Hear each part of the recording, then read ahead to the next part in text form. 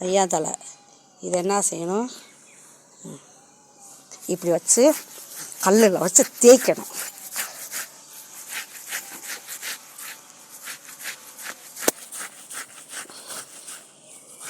இப்படி நல்லா தேய்ச்சா அரைப்பட்டுரும். பார்த்தீங்களா, இந்த மாதிரி கருப்பாயிரும். கருப்பானோன்னே அப்படியே சாரி புளியணும். சாரை புழிஞ்சு எங்கெல்லாம் நரமுடி இருக்கோ அங்கெல்லாம் தேய்ச்சிங்கன்னா நல்லா கருப்பாயிரும். என் கையை பாருங்கள் எவ்வளோ கருப்பாயிருச்சு. வேறு எதுவுமே போட வேண்டாம். இதை மட்டும் நீங்கள் அரைச்சி இப்படி பாருங்கள், தண்ணியை பாருங்கள் எவ்வளோ கருப்பாக இருக்குன்னு. இது அப்படியே தேய்க்கணும். தலையில் தேய்ச்சி கொஞ்சம் நேரம் ஊற வச்சு தேய்ச்சி குளிச்சிட்டிங்கன்னா கருப்பாக இருக்கும் முடி. டை போட வேண்டாம். இப்படி எடுத்து தேய்ச்சிட வேண்டியதான்.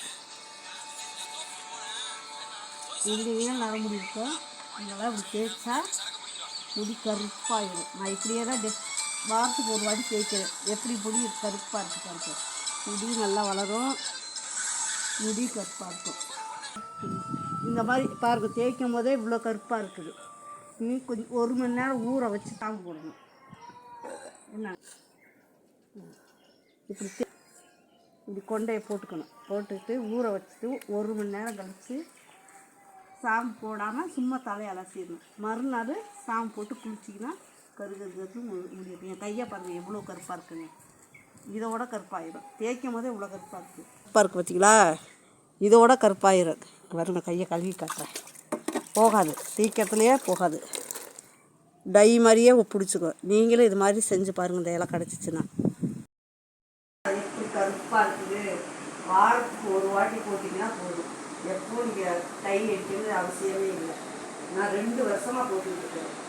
2 வருஷமாக போட்டு இவ்வளோ கருகருன்னு வச்சுருக்கேன். பார்த்துங்க, திருப்பி நான் சாம்பு போட்டு குளிச்சுட்டேன். புதுசாக போடுறதுல சாம்பு போட்டு குளிப்பீங்க, இல்லைன்னா வேண்டாம். நான் சாம்பு போட்டு குளித்து எவ்வளோ முடி கருப்பாக இருக்குதுங்களா. பிடிச்சிங்கன்னா லைக் பண்ணுங்கள், ஷேர் பண்ணுங்கள், கமெண்ட் பண்ணுங்கள்.